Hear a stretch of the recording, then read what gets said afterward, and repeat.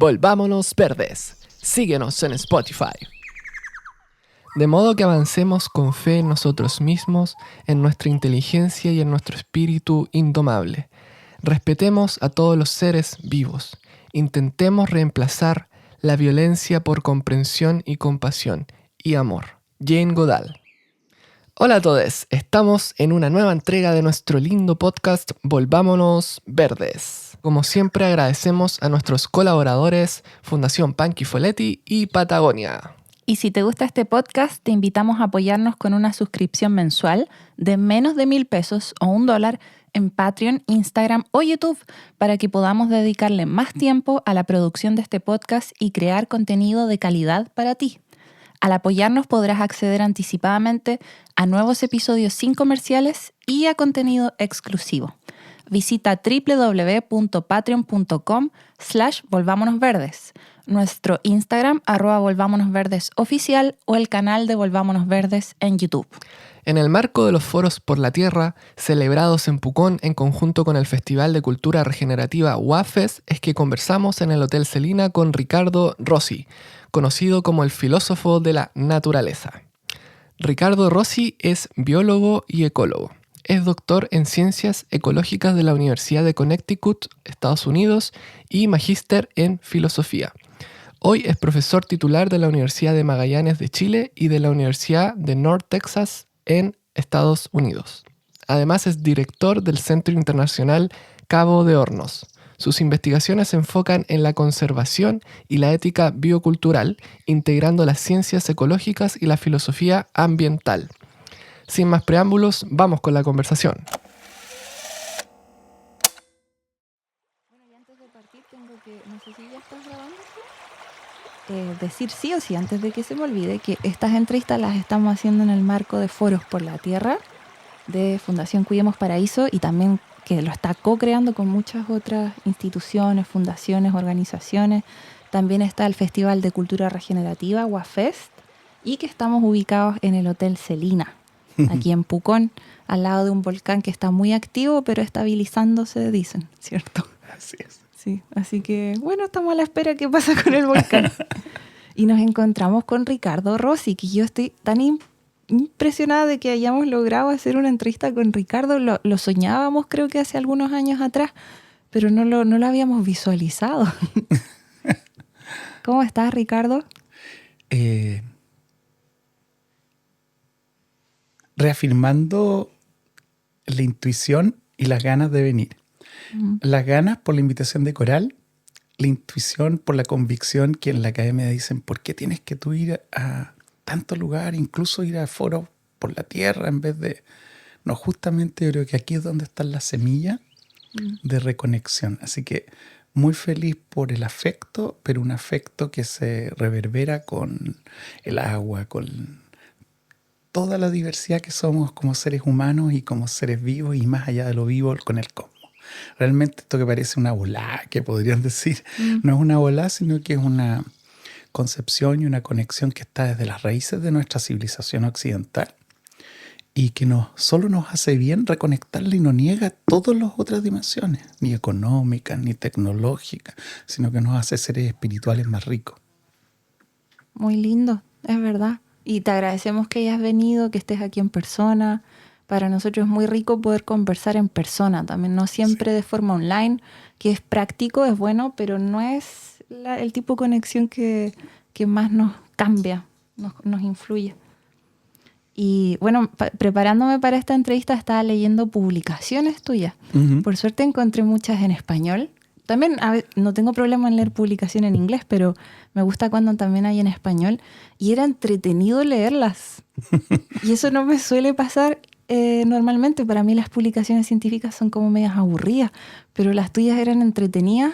Con la otra persona con quien me pasó eso fue con Tomás Ibarra, que trabaja también, creo que ha publicado contigo, ¿no? Sí. Y esa forma en que mezclan un poco la ciencia con hasta la poesía, me parece a veces, con la filosofía, lo encontré muy hermoso. Y quisiera saber cómo fue que tú pasaste primero por la ecología, después por la filosofía, o al revés, ¿cómo la fuiste mezclando? Voy a partir con Tomás Ibarra, porque nosotros tuvimos que dar la pelea Esto fue con Victoria Castro, una antropóloga que falleció el año pasado, nos dejó, pero no nos ha dejado, pues nos regaló un tremendo legado de la mirada etnográfica. Y ella trabajó con el picaflor en la cultura aymara, quichua, y después fue regalando en su mirada también pedagógica desde antropología en la Universidad de Chile y después la Alberto Hurtado, con muchas generaciones, entre las cuales nos hicimos muy amigos, pero los arqueólogos, antropólogas jóvenes. Lorenzo Ayapán, Uñumche, que el año pasado le hicimos un reconocimiento como maestro de maestros, y lo hicimos desde el Centro Cabo de Hornos. Y Francisca Mazardo, que es mi señora, mi compañera, y yo hicimos un simposio de etnoornitología. Esto fue el 2003 en el Congreso Iberoamericano o el Congreso Internacional de Ornitología Neotropical. Y fue una pelea tremenda para que en ese tiempo el Congreso de Ornitología aceptara tener un simposio de etnoornitología. Bueno, llega Lorenzo, hace la introducción con sus drutrucas, con sus voces, con sus onomatopeyas, la Vicky, Francisca, yo. Y en el público estaba un joven con un pelo rasta, largo, que era Tomás Ibarra. Y dijo, me quiero ir al tiro a donde están ustedes en Cabo de Hornos. Me lo estoy imaginando. Entonces dije, pucha, maravilloso. Y él estaba en la Católica, ya haciendo un posgrado, un magíster, con Christian Bonasich. Y le dije, pucha, este año no podemos. No, ¿cómo no? Entonces, pero esperamos un año y Tomás justamente hizo su tesis de magíster en el Parque Omora, en la isla Navarino, sobre biocultura, pero centrándose en el bisón y el impacto de esta especie que llega desde el hemisferio norte con fines de la industria peletera. Y cuando las pieles bajan de precio y no se comercializa más, se liberaron y el bisón es un depredador tremendo de la avifauna. Pero él fue con la Antonia en parte, la pareja de ese entonces, ¿no es cierto? Y compartieron toda una experiencia biocultural y Tomás ahora es un colega porque nosotros tenemos el Centro Internacional Cabo de Hornos y él está acá en la Católica en Villarrica, que es como el área norte de los bosques templados de Sudamérica, y nosotros estamos en Puerto Williams. Y Tomás y Tamara Contador, que es una investigadora joven de nosotros, son los que en realidad llevan ahora el Centro Cabo de Hornos en la siguiente etapa, se está proyectando eso. Así que feliz de que te acuerdes de Tomás Ibarra y te cuento de mí. Yo nací el 6 de octubre de 1960 y lo digo porque fue una década de utopías. Y yo viví esas dos realidades. La utopía porque estudié en el colegio alemán, en la Deutsche Schule, y viví esa utopía porque tenía profesores alemanes. Íbamos a los esteros, nos bañábamos desnudos en los esteros, sentíamos el sol. Y tenía, por otro lado, la topía, la cosa muy concreta, sobre todo mis abuelos. Uno, Silvio Rossi, creó con Rafael y después con Manuel de Saeta la Villa de Vida Natural, que queda en Tomás Moro. Y en la Villa de Vida Natural, la salud por el naturismo, o sea, prevenir. No era curar la enfermedad, sino que prevenir.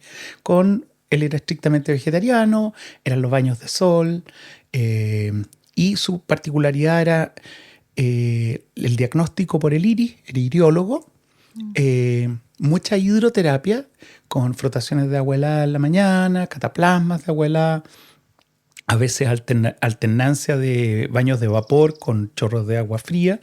Y esto lo aprendió él de los padres capuchinos que tienen acá en el Cerro Ñelol, tuvieron con una escuela más bien de monja, y también acá en Padre Las Casas, al norte de Valdivia. Y que son experiencias que fueron muy marcadoras en la Radio Portales. Todos los miércoles tenía el programa con Patricio Varela que se llamaba Las plantas fuente de salud. Entonces sigue hablando de una planta, por ejemplo la zarzaparrilla, ¿no es cierto?, que tiene estas hojas que tienen propiedades para limpiar la sangre, son diuréticas y muchas otras. Y entonces conocí harto a través de mi abuelo, pero la responsabilidad del día a día, se levantaba temprano, veía la escuela. Y después mi otro abuelo, que era director del servicio de cirugía en el Hospital Barros Luco Trudó. Y así fue que yo fui con el nieto mayor, lo acompañaba desde que tuve 4 años, la primera vez que estuve acá en Temuco y en Villarrica, y después en Galletú y Calma, fue en noviembre del año 64. Todo esto era de tierra, no había casa, llegaba al lago. No volvió nunca porque tomamos un Apache 10. Llegamos en tren a Temuco, después del tren, la Apache 10 de Temuco a Victoria, después de Victoria a Malalcahuello, en Carreteagüelle. Y después, con un lonco, mi abuelo hablaba mapuzungún, era muy antieclesiástico, era esta onda positivista de la ciencia, pero aprendía. Subimos y llegamos cruzando.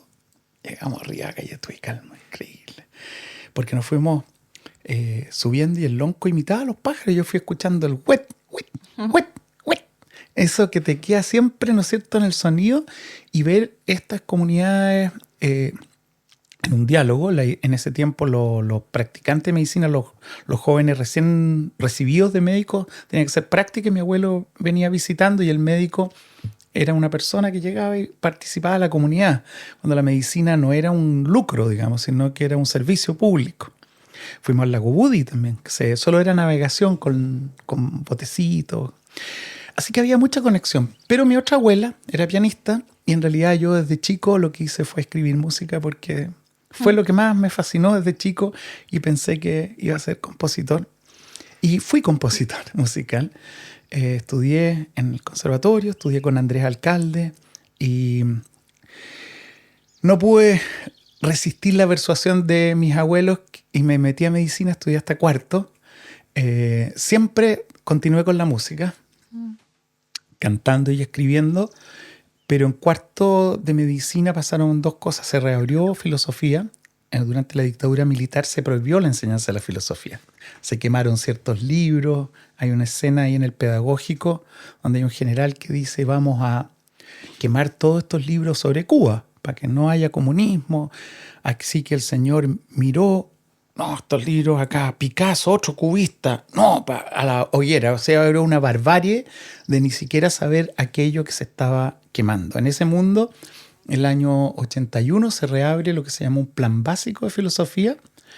Y bueno, primero me inscribí ahí y me fui a biología porque realmente me llamaba mucho el estar afuera, estar con las comunidades y este concepto de que si están sanos los ecosistemas, estamos sanos los seres humanos. Así que completé biología, completé un magisterio, o sea, la filosofía, seguía con la música. Todo mezclado. Todo mezclado, sí. Era bien, era intenso. Era intenso, pero muy bonito, con giras. Participé en el Barroco Andino, cantando.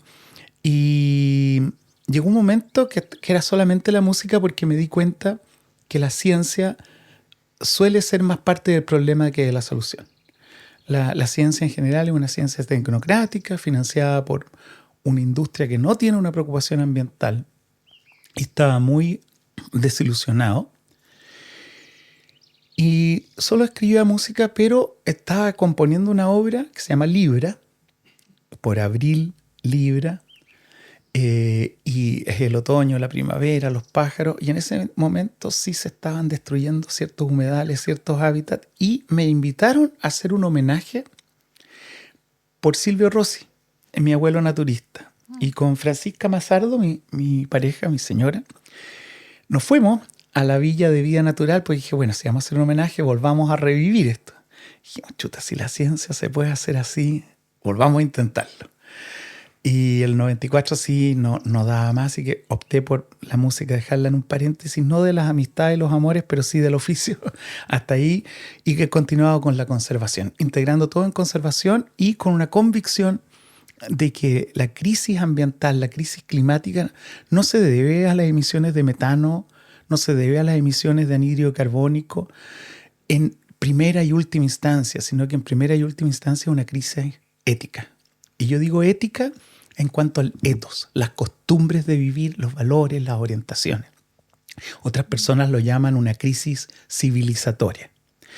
Y en la experiencia, en la constatación, acompañando a mi abuelo desde del año 64, hasta el año 73 en que se interrumpió esta visita, de que hay muchos saberes en las comunidades. No solo saberes, mucha solidaridad. Llegábamos, dormíamos la ruca, estaba el fogón al medio, se compartían los piñones. Iba Melipilla, los huevitos de gallina. La salud compartiendo. Y por otro lado, mi curiosidad, la tremenda riqueza también de la civilización occidental y ver que esto es una aberración lo que está ocurriendo. No es que sea el ser humano así, primero. Tampoco la civilización occidental. Hay una concentración de la riqueza y una concentración del poder. Esto se llama plutocracia, cuando, ¿no es cierto?, Pluto es riqueza, cracia el gobierno. El gobierno es los que tienen el dinero. Y hoy estamos gobernados, ¿no es cierto?, por menos de un 1% que concentra más del 50% de toda la riqueza, que promueve un hábito consumista, que nos tienen candilados con las redes sociales y todo el medio de control que tienen y con los satélites que no tienen pudor en ponerlos como quieran, como el señor Elon Musk, que sería calificado por Aristóteles como un idiota, es decir, alguien que antepone el ego y el interés personal por sobre el interés público, por mucho que la retórica sea puesta como caridad. Aquí lo que necesitamos no es caridad, es una democracia genuina, una democracia de raíz profunda, plurinacional, intercultural y ojalá interespecie. Entonces se fue gestando y hice mi posgrado tanto en ecología en la Universidad de Connecticut como en filosofía, tanto en la Universidad de Connecticut como en North Texas, porque en North Texas está el Centro de Filosofía Ambiental, con una ética ambiental que no solo valora esto del valor instrumental, es decir, nos conviene conservar porque nos da servicios de agua, sino que cada ser es sagrado, es digno en sí mismo. Y lo digo sagrado en el sentido pagano, laico, ¿no?, de este pulso vital que hoy día el maestro mapuche nos recordaba, pero esa enseñanza de hermandad está también en el ancestro de la civilización occidental. Tanto es así que cuando los etruscos están y van formando Roma y comienza a surgir la lengua latina, surge la palabra humano, que es algo que hemos comentado en alguna entrevista, que somos seres de la tierra de hoja, ¿no es cierto?, de la tierra más fértil, y por eso nos llamamos humus, humanos, brotamos del humus. O sea, mapuche, gente de la mapu, humano, gente del humus, vas viendo convergencia, y hoy día en Foro por la Tierra hicimos una pequeña de entrada, un inicio de una lectura, ¿no es cierto?, de las múltiples cosmovisiones que nos hablan de este parentesco. Y así se va construyendo y confluyendo, y más que ser un especialista, soy como un ser humano que estoy tratando de hacer esta visión, por un lado, sistémica, que integra el modo de comprender con el modo de habitar, y a eso lo llamo cohabitar en la diversidad biológica y cultural. Y por otro lado, en los saberes teóricos con los saberes prácticos. No creo en los saberes teóricos puros. Yo creo que los prácticos realmente los ponen a prueba, y los prácticos son las del agrónomo, las del panadero, la del médico, la del músico, la del profesor y la de los científicos, que no son tecnócratas, sino que son aquellos amantes del saber en que están dispuestos a abrirse y cambiar frente a las evidencias. Ay, tocaste tantos temas que quedé como wow, con miles de preguntas, pero tenía una y aparecía otra, tenía una y aparecía otra. Pero está bien, fue muy interesante y quisiera volver a escuchar todo esto. Y hay una relación, ¿cierto?, entre, por supuesto, pero para mí eso fue un descubrimiento hace como un año, de cultura y lo que le llamamos naturaleza, ¿no? Sí. Y recuerdo en concreto haber leído un artículo, quizás era de Tomás Ibarra o tuyo, que hablaba de lugares donde hay mayor biodiversidad, hay una correlación con mayor número de lenguas. Sí. Me parece haber escuchado. Sí. Voy a partir de cultura y voy a llegar a tu respuesta.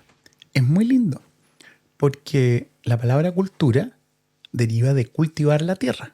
Esa es la cultura. De hecho, en la ciencia se sigue haciendo de la placa de cultivo, la placa Petri, donde se ponen las bacterias. Es en la Edad Media cuando la palabra cultura se traduce en las escuelas que van saliendo ya de los monasterios y están tomando escuelas laicas, donde empiezan a cultivarse uno. Y es muy bonito porque eso nos entronca, por un lado, en los orígenes de la civilización occidental con la escuela de Epicuro. Epicuro fue un filósofo griego que vivió después de Platón y Aristóteles, y él tenía un jardín grande en las afueras de Atenas. Y la sabiduría es la sabiduría del jardinero. Y yo digo, la ética, la actitud que necesitamos hoy de guardianes, como nos invita a Foros por la Tierra, es la de ser jardinero. El jardinero que cultiva a las plantas, y al cultivar a las plantas, a las aguas, a las montañas, a la naturaleza, nos cultivamos a nosotros mismos. Y cultivándonos a nosotros mismos, entendiéndonos con nuestros sueños, con nuestros temores, con nuestras pasiones, con nuestras frustraciones, con nuestros deseos y nuestro tremendo amor por esta pulsación vital, vamos creciendo, cultivándonos, vamos brotando junto con las plantas. Y si las plantas dan flores, nosotros damos flores. Y así, y ese es como el acto tan lindo, ¿no? El acto ritual de poder compartir flores para recordar, celebrar en el Día de los Muertos. Personas que, claro, se transformaron bajo distintos credos. Para mí, la materia se transforma, pero mi padre está vivo. Mi padre lo veo con una foto y siempre tiene las flores. Para otros será un alma, para otros un concepto circular. Pero el celebrar la vida con las flores, o sea, ser biocultural, pero súper importante, la palabra cultura en principio es un verbo. Es muy importante el verbo, porque cuando es un sustantivo se puede comprar, pareciera un bien. No, esto es como tocar guitarra. Tú no puedes comprar guitarra, tienes que tocar y practicar, equivocarte y le das hasta que va fluyendo. Y mientras más tocas, practicas y con más ganas y más pasión, más lindo va sonando, pero eso no se compra. Eso se vive, se practica. Entonces el jardinero y la jardinera como mensaje de la ética, eso sería una ética de la virtud en términos aristotélicos. Para Aristóteles la ética es esa, cultivar. Y entonces uno puede ser un virtuoso guitarrista, un virtuoso panadero, una virtuosa cocinera, un virtuoso cualquier de los oficios maravillosos, incluyendo la de médico con los que partí. Y eso no es tan distinto que la aproximación budista, en que hay una práctica del respirar. Yo hoy día decía que el término espíritu deriva en el griego de respirar, y es respirar lo que Aristóteles toma como ánima. Ánima que está en las plantas, que están las algas, que están los corales, que están los animales, que están nosotros. Somos seres animados, animales, y es un alma precristiana, ¿entiendes? Que es esa respiración, ese pulso vital. Entonces, el cultivarse es abonar, permitir que brote ese pulso vital con límite, con respeto, que las pasiones no transgredan al otro. Eso es tremendamente importante y nos equivocamos a cada rato. Hoy día yo tuve un exabrupto en la presentación y eso es cuando uno se apura la reacción, porque hay algo que yo quiero deconstruir y quiero hacer estallar en añicos para reconstruir. No podemos tener la ciencia como el gran relato. Es uno de los relatos, pero no. Y me llamó la atención que un cantante, un poeta que quiero mucho, entonces me salió un exabrupto después, y me costó salir y no salí. Y pido excusas, pero al pedir excusas que uno se le cuesta, igual que a veces uno está podando y se te fue la tijera. Pero lo que quiero insistir es la cultura, cultivar, y ahí llego a lo que tú dijiste de la correlación entre la diversidad de lenguas y la diversidad biológica. Entonces, en este cultivando, pasan dos cosas que para mí son trascendentales y la otra que tiene un interés y vertientes más generales que lo que yo estoy trabajando, que es, yo veo que la planta me habla en el sentido, me dice algo. Y esto puede parecer extraño, pero yo las invitaría a quienes nos escuchen, si tienen abuelas, abuelos, señoras que estén con las hortalizas en una pequeña huerta, pregúntenle y van a ver cómo las plantas les hablan. Y hay un estudio que salió publicado recién, muy lindo, de alguien que quiso con los cánones de la ciencia occidental poner a prueba esto. Y fue en las cercanías de Cusco, al Valle de la Papa. Entonces tuvo las comunidades y en las comunidades por 2 años trabajó con las señoras que cultivan papas y les pidió que dejaran un paño de donde cultivan papas sin hablarle. Y otro hablándole. Y muestran la tremenda diferencia de las plantas a las cuales se les habló, cuánto más fructifican, cómo, tratando de tener todo lo otro idéntico. Los invito, después te puedo dejar ahí la referencia, porque es muy linda, porque a veces parece esto un romanticismo. No, esto yo cada vez insisto, esto es una ética material. Es una materia vibrante, no hay diferencia entre espíritu y cuerpo, es junto. Lo que habría es la muerte como el silencio del amor, pero no espíritu-cuerpo. Bueno, eso es muy importante para llegar a la noción de cohabitante, que es la piedra angular de aquello que he construido como un sistema, que es la ética biocultural. Y ser cohabitante tiene un sentido, por un lado, análogo a la palabra compañera, compañero. Compañera, compañero también viene en latín y surge también en la época de los etruscos, a los romanos precristianos, porque después los romanos fueron cristianos, pero estoy hablando del año 300, 400 antes de Cristo. En ese tiempo, junto con la palabra humano, surge la palabra compañera, compañero. ¿Y qué significa? Cum panis, compartir el pan. Y eso no es solo una descripción, es una norma. Y aquellos que violaban las normas eran llevados a la cumbre del cerro y de ahí caían.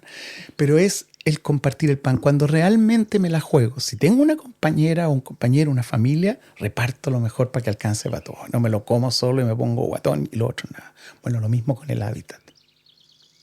No podemos acaparar la propiedad del hábitat.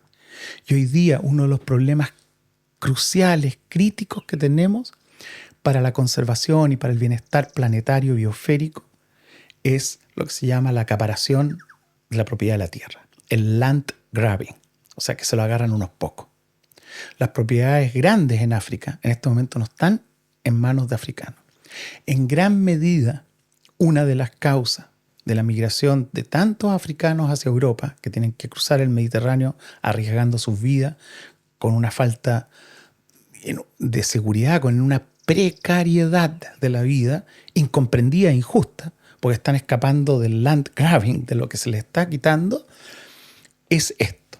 Y al acumular la propiedad de la tierra, impides el crecimiento de la diversidad, porque es una propiedad que en general es para la propiedad de unos pocos, de ese 1%, sean personas jurídicas como las corporaciones o personas naturales como unas pocas familias, y promoviendo un sistema que está basado en la monocultura, de la soja, del café, de cualquier producto que sea mercancía. Entonces, cohabitante es entender, primero, que somos ecosistemas, cohabitamos con bacterias, con microbios, somos un ecosistema, y en la medida que nuestras hormonas están mejor, nuestros biomas intestinales están mejor, las biotas, pero también que el agua del río es un conjunto de bacterias, la mayoría preciosas, que nos da vida y tiene unas formas maravillosas, si uno las mira en microscopio. Algas, insectos, otros invertebrados, peces, insectos que parte están las larvas en el agua, después se van a volar, después el martín pescador y otros pájaros que entran y salen, y así las hojas que van cayendo de los bosques. O sea, son sistemas dinámicos, y eso es cohabitar. Y el cohabitar, la otra condición que tiene, así como debes compartir el pan, es que el otro es un sujeto y no un objeto. Y eso es fundamental. Y sujeto significa un ser que no es pasivo. Es decir, esto no es materia prima, esto no es recursos naturales para yo darle el molde y darle el sentido, como que fuera un desperdicio si el bosque está ahí yo no hago una mesa. No, el sujeto es un ser con intencionalidad, con un valor intrínseco por el hecho de existir, y así vamos descubriendo algo maravilloso, que es los pequeños invertebrados, muchos de estos insectitos que viven como larvas en las aguas, como el toltén. Ustedes los ven y construyen casitas, y ahí ponen huevitos, y ahí crecen las familias y están las madres de tricópteras cuidando. Es como Mi maestro el pulpo, una película que se vio hace poquito, Sí. ¿no es cierto? Que uno ve la pulpa que da la vida. Ella está decidiendo, está consciente, es como el elefante que siente y se retira cuando va a morir. Tiene una conciencia y una transmisión cultural. Y hace poquito, hace unos 4 o 5 años, salió una publicación maravillosa que los neurotransmisores y los mecanismos de la conciencia, del sueño, también evolucionaron en el Cámbrico hace unos 400, 500 millones de años atrás. Es decir, cuando el grillo canta y hace el cortejo, no es tan distinto que cuando el zorzal y la zorzala cantan y hacen el cortejo, y cuando nosotros, que acabamos de pasar el 18 de septiembre, cantamos y movemos el pañuelo haciendo un cortejo. Es decir, somos sujetos. Y deja de parecer algo curioso que el Papa actual, ¿no es cierto?, tome el nombre de Francisco, que trata de la hermana ave, el hermano árbol, porque viene esta comprensión que en Aristóteles ya estaba, que hay un pulso vital que compartimos con los árboles, las plantas, las aguas, y eso es lo que nos decía el maestro hoy día en mapuzungún y en español. Entonces vemos una convergencia de saberes en que la excepción, la enfermedad, es olvidarse de eso. Y esto no significa renunciar a la tecnología, sino que es una tecnología amorosa, amable, de cuidado, de considerar al otro sujeto. Y ese cuidado se ha seguido y se ha mantenido en zonas de donde está la mayor diversidad lingüística hoy día. Y hay 2 tipos de zonas que voy a ilustrar para.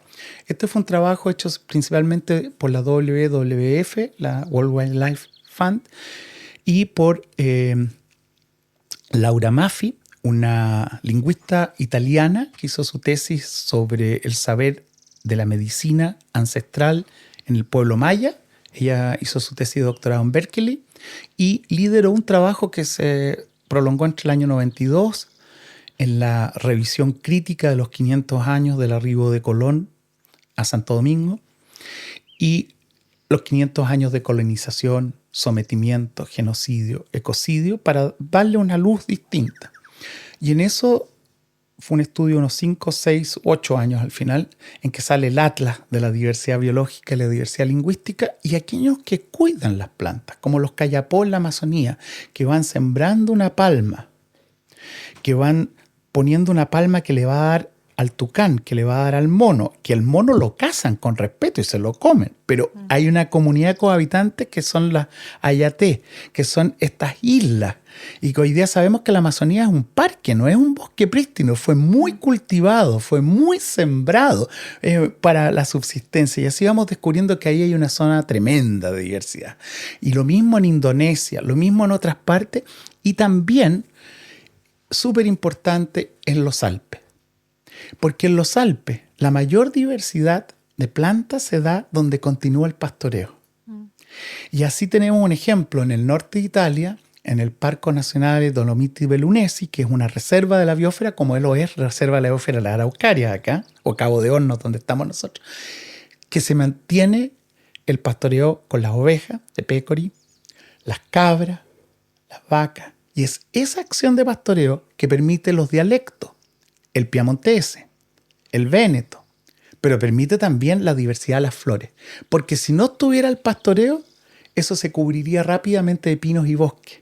O sea, en términos ecológicos habría como una sucesión que está ayer veíamos, ¿no es cierto?, que está retenida para que no se invada y no perdamos las praderas, y las praderas están cubiertas de flores y donde hay una gran diversidad. Entonces, lo que quiero decir, que cuando hay un cultivo de cuidado, bajo mi lenguaje, en comunidades de cohabitantes, pero en otras partes sin usar ese término, que se hace esa práctica en diversidad biológica y cultural, van de las manos. ¿Y dónde se niega? Donde viene el interés del consumo, o sea, de promover un consumo de los productos que yo vendo, y que ese es uno, y ese es uno y el único. No me olvido nunca, en Guatemala, yo estaba en los años 80, hubo una tensión muy fuerte. Rigoberta Menchú, que fue premiada con el premio Nobel de la Paz el año 92, en la conmemoración y revisión crítica de los 500 años, vivió la violencia en su familia, ¿no es cierto?, con varias personas asesinadas en su familia, ultrajadas de la violencia que había en Guatemala. Y no me olvido nunca que cuando vamos a un bosque de altura, un bosque de neblina, donde sale el agua más pura, un gran letrero: no tome agua, tome Coca-Cola. ¿En serio? Entonces, esa es la cultura en la que hemos estado y por supuesto, entonces bajo eso se niega la diversidad porque no conviene, porque un solo producto es el que tiene que ganar, el que más tiene que vender y ahí está la... Entonces podemos elegir entre la Coca y la Pepsi, como que eso fuera. Y nos olvidamos que lo más lindo, lo más puro, lo más sano está en esa agua que brota de las vertientes. En ese movimiento de liberación de esta opresión que tiene su expresión más fuerte con posterioridad a la Segunda Guerra Mundial, lo que se llama la Gran Aceleración, así se llama el periodo después de los 1950, que empieza la producción explosiva sin límite del plástico, las emisiones de carbono. Lo que se llama libre mercado, libre de toda regulación, es donde hemos puesto el valor del capital por sobre el valor de la vida. Y eso no es ni viable, ni tampoco es aceptable por términos de justicia socioambiental. Entonces, la ética biocultural valora los hábitats como comunidades de cohabitantes en los hábitos tradicionales de vida, pero que son muy dinámicos. Muy dinámicos. Hoy día veíamos, ¿no es cierto?, que el pueblo maya tenía una astronomía más sofisticada que la astronomía europea cuando llega Colón. Entonces, se van renovando las culturas, se van intercambiando saberes. Hoy en Europa tienen chocolate porque vinieron para América. Claro, y después nos venden el chocolate. Y nos dicen que es de Suiza. Entonces, estamos en un mundo que yo creo que hay una opción. Ya hay una opción por la vida en la medida en que recuperemos la conciencia de la rica diversidad biológica y cultural, que la dejemos brotar y la vayamos incorporando entonces en estos procesos de tomas de decisiones, de cultivarnos como biocultura nuevamente. Como decía el maestro Mapuche hoy día, tener el adorno del cielo estrellado, la luna, y no es solo el adorno, es el ritmo. El ritmo, él nos decía, hagan el amor después de la medianoche porque van a salir los cabros más vivos. Fue ahí nos contaba esa anécdota. Después siembren en menguante porque las plantas van a salir más vigorosas. Y esto que podría parecer un romanticismo, bueno, los oceanógrafos demuestran que, ¿no es cierto?, las mareas, tenemos mareas, o sea, si la luna nos influye en el mar y nos influye, sabemos muy bien los ciclos menstruales de los roedores, tienen que ver con los ciclos de la luna. Entonces, los lunáticos somos los cuerdos. Sí, quizás para cierta gente el hablar de todas estas cosas les suena como demasiado loco, ¿no? Como empezar a mezclar disciplina, la espiritualidad con los saberes ancestrales, con la ciencia, con el arte, con todo. Pero es como que en realidad hace mucho sentido, po. Todo lo que tú dices hace mucho sentido. Es como que a veces uno lo piensa y dice, pero es obvio, ¿no? Es como obvio, porque nos hemos dejado encellecer por el poder, por la propiedad privada, como decías, por el dinero, y el dinero a veces no tiene ni un sentido tampoco, si uno lo piensa un poco. Y el hábitat es bien importante conocer, y tú me preguntabas antes de que empezáramos la entrevista qué significa ética, y como todo término, todo concepto, toda idea significa muchas cosas para distintas personas y en distintos momentos.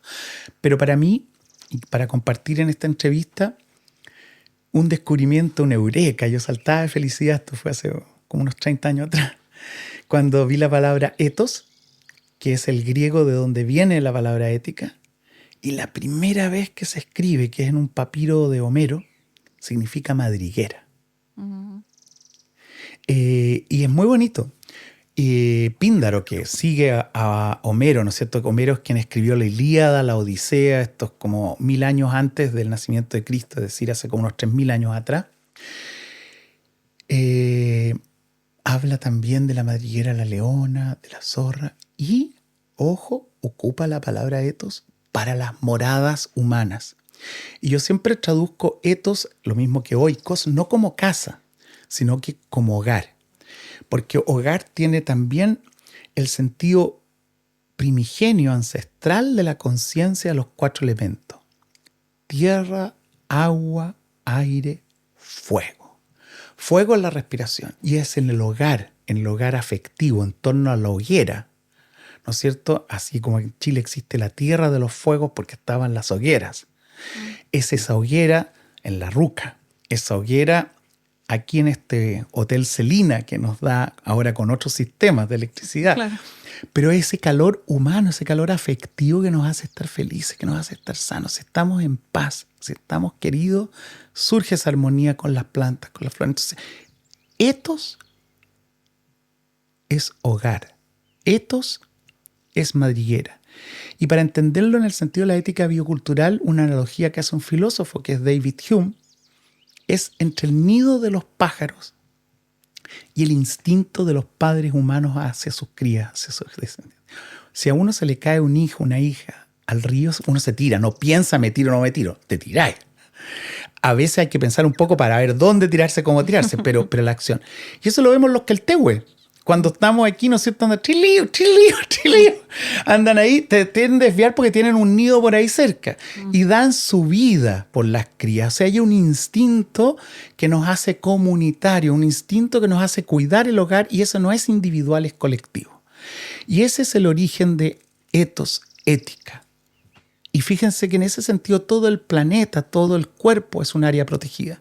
Es una disociación absurda pensar que hay áreas protegidas y áreas no protegidas. Toda área tiene que ser protegida en un gradiente de distintas formas de cuidar, de distintas formas de relacionarse.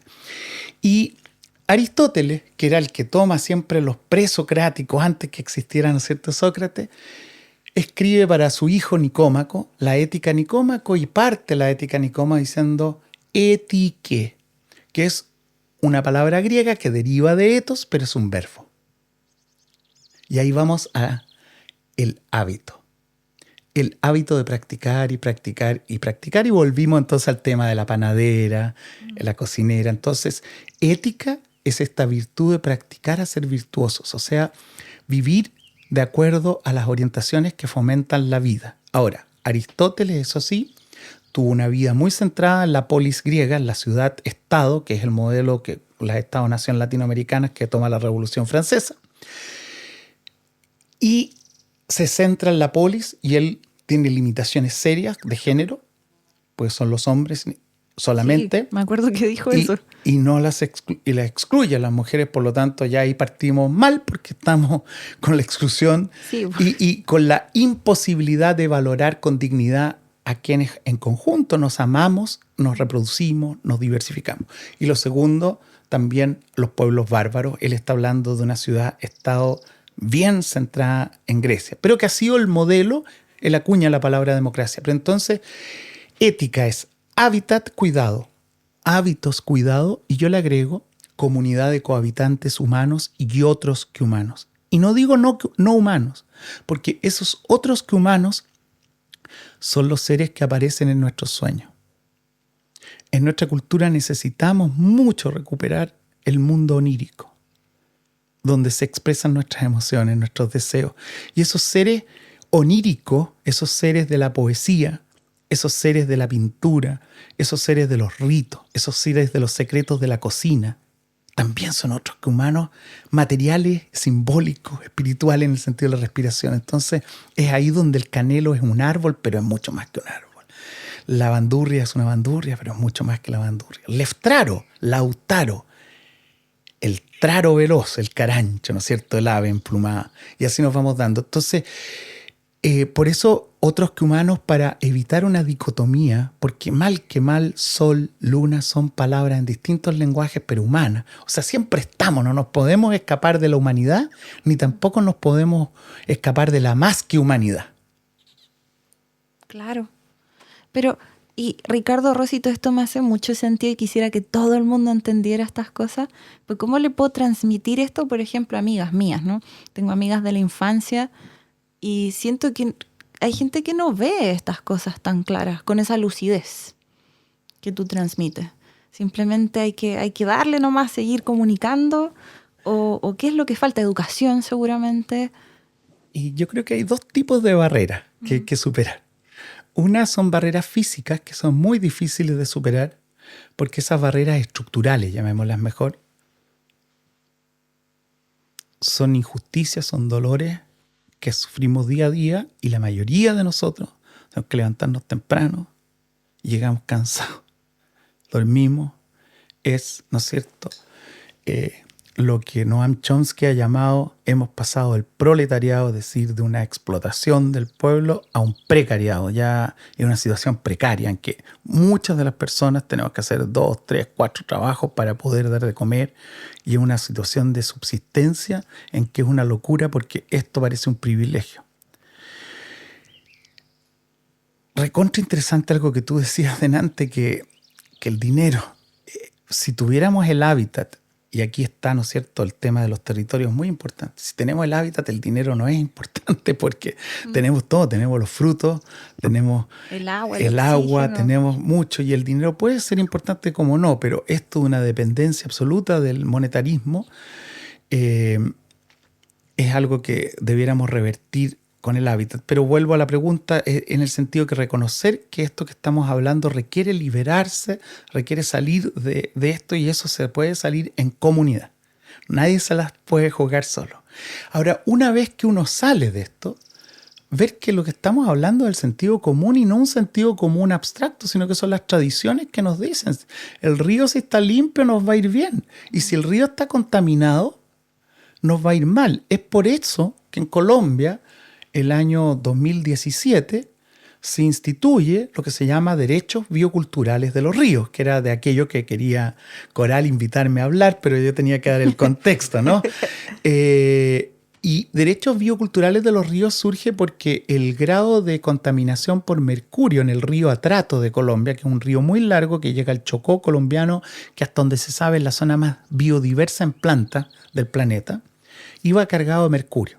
Entonces, habían peces muertos, pero también empezaron a enfermarse las personas y estaban muy por encima de los niveles que los tolerados tanto por la Organización Mundial de Salud como por la misma legislación colombiana.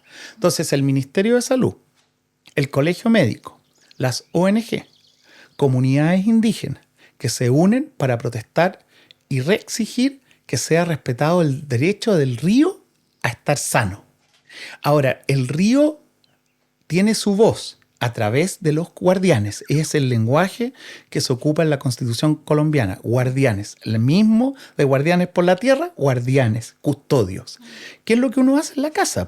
Cuidar la casa en el sentido que esté bonita, que den ganas de llegar. Y la cuida también de los intrusos, le llaman. También de los intrusos. Entonces, así surge el concepto de derechos bioculturales, que es muy bonito y se depende entonces de las atribuciones de estos guardianes y de estos custodios, y es un trabajo interinstitucional. Entonces, lo que quiero decir, para que esto tenga sentido para nuestras amigas, amigos, primero, liberarnos y ojalá poder salir alguna noche fuera de la ciudad. Y los que tienen el privilegio de ir a la playa, de ir a la montaña, de respirar, van a entender. Y también el privilegio de tener un poquito de tiempo tranquilo para volver a tomar un tecito, comer una marraqueta con tranquilidad, compartiendo saberes y no solamente escuchando lo que nos transmiten las redes sociales. Esa socialización, esto de estar cara a cara, como decías tú, cambia la situación. Y lo segundo, el ir traspasando eso a legislación, y eso también está absolutamente distorsionado hoy, porque lo que importa no es la plataforma que favorezca un diálogo, sino que quién gana las ideas, y eso no es posible, porque aquí lo único que tiene que ganar es la vida en su diversidad, porque somos vida diversa. Si alguien no quiere aceptar la diversidad, le digo, bueno, está el hígado, está el pulmón, está el corazón, y si solo pusiéramos corazón no seríamos seres humanos, y si no tuviéramos corazón tampoco podríamos ser. Cada órgano, cada diversidad biológica en los ecosistemas, pero también cultural, acoplado a sus realidades contextuales, sus historias, es necesaria. Pongamos eso antes que los intereses individuales y no seamos idiotas, como diría Aristóteles, personas muy astutas, muy inteligentes, pero que ponen el interés personal, individual, por sobre el interés colectivo. Me gustó esa definición de idiota también, la voy a comenzar a usar. Pero no para atacar a personas. No. Como decía, no se trata de estar atacando a personas y también no de imponiendo lo que uno quiere decir. Lo ideal sería que uno pudiera cambiar de opinión y permitirse que otra persona te convenza también. Lo que pasa es que Aristóteles, eso es interesante recuperar. Lo que dice, bueno, si hay un idiota, porque los hay habitualmente, hay que invitarlo a cambiar. Se lo lleva, en el caso de él tenía el liceo, habían otras escuelas. Si no cambia, hay que sancionarlo. Y si la sanción no basta, lo exiliaban. El problema es que ahora no tenemos la capacidad de sancionarlo porque el Poder Judicial, el Legislativo y el Ejecutivo están en las mismas manos, que es la oligarquía plutocrática. Eso es de un orden mundial hoy día, ¿no es cierto? Es muy difícil. El capital está con las armas están con el poder y las decisiones se toman de esa forma y es muy difícil saber lo que es realidad, lo que es verdad, lo que no es verdad en los medios sociales, qué verdades se ocultan, qué verdades no se ocultan y cómo se distorsiona. Pero Aristóteles decía, para tener democracia es necesario sancionar. Y tampoco podemos exiliar porque ya estamos en todos los lugares del planeta. Ahora, algunos son tan macabros que quieren arrancar a Marte, quieren terraformizar Marte. Eso es inviable. ¿Cómo van a asesinar a Marte y cómo van a hacerlo a costa de la muerte que dejan detrás? Eso debe ser castigado. Eso tiene que ser castigado para que ellos puedan tomar conciencia y para que nosotros podamos seguir en el deriva de la vida, que de todas maneras va a resistir en su diversidad, pero no sé si humana. Claro, sí. Y me gusta el mensaje de proteger la vida, en todas sus formas, en todos sus colores, en todas sus lenguas también. Eso es un mensaje importante. Y en el cómo hacerlo están esas 3 H's con que yo juego, ¿no? Porque un hábito de cultivar la tierra necesita tener el hábitat de la tierra y necesita los cohabitantes. Necesitamos los tiuques. Si los tiuques son nuestros mejores aliados, van comiendo las lombrices, si hay muchos insectos, van acompañando, además nos hacen la vida más entretenida, andan ahí acompañándonos. Necesitamos las lombrices, necesitamos estos gusanitos de tierra que van dando la porosidad para que entre el aire, el oxígeno, las raíces y puedan respirar bonito. O sea, vamos entendiendo que nuestros estómagos, nuestras guatas son lo mismo que está en la tierra y que cada uno es en su forma. Así que ese mensaje de proteger la vida en su diversidad es tomar conciencia, que la ciencia ayuda, de esta coexistencia, de este cohabitar. Me gustó mucho. Y creo que, bueno, tenía muchísimas preguntas, pero las fuiste contestando de a poco, a medida que ibas hablando. Entonces, lo de la ética. También habías hablado mucho en otras charlas de la homogenización biocultural. Pero eso es como que tocaste el tema también, ¿no? De cuando domina un solo tipo de cultura, ¿no? Que hoy día también escuchábamos cómo se suprime la lengua mapuche y si se suprime la lengua mapuche, que no se ha suprimido y está viva y está revitalizándose y está en resistencia, pero si se suprime un lenguaje, se suprime una cosmovisión, se suprimen saberes, no es solo la lengua y no hay una lengua que sea mejor que otra. Y en estas luchas de poder se impone. Tanto es así que yo lo que estoy proponiéndoles a las universidades chilenas es que cambiemos el nombre de universidad y la llamemos pluriversidad. Uh-huh. Porque universidad significa literalmente un verso hegemónico. El metro de París es la medida, la ilustración, el saber ilustrado, moderno, occidental.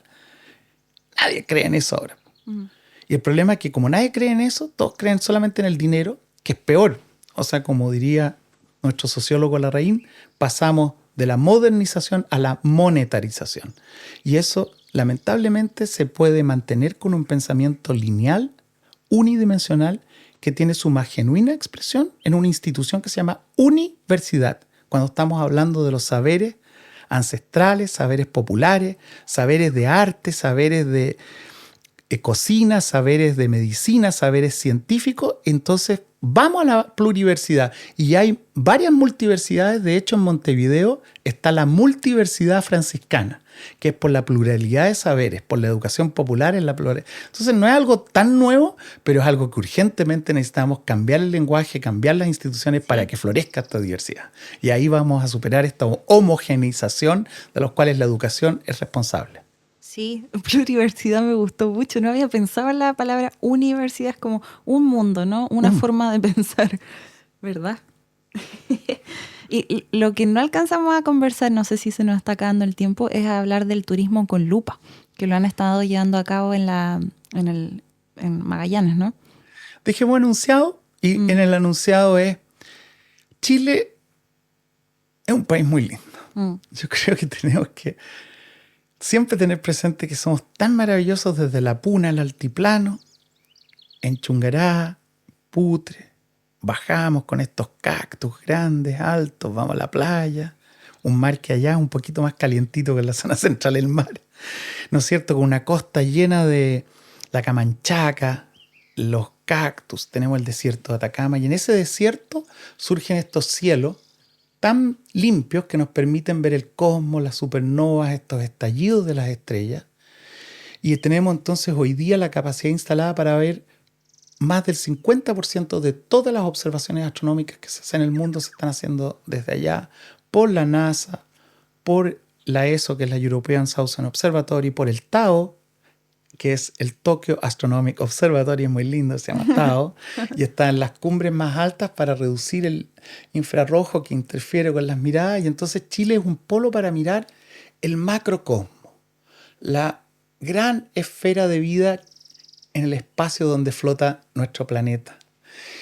Entonces, tan importante como liderar y ver eso es lo que podemos hacer en el otro extremo lluvioso de bosques con lupa, mirar los pequeños seres con que cohabitamos, que son musgos, son hepáticas, líquenes, insectitos, y al tomar un lente, una lupa en la mano, lo que pasa con los párvulos, los pequeños preescolares, las tías, las parvularias, los visitantes, los gobernantes, es bajamos el ritmo. Con una lupa bajamos el ritmo, porque muchas veces el turismo de naturaleza uno sigue conversando del asado, del trabajo, el problema.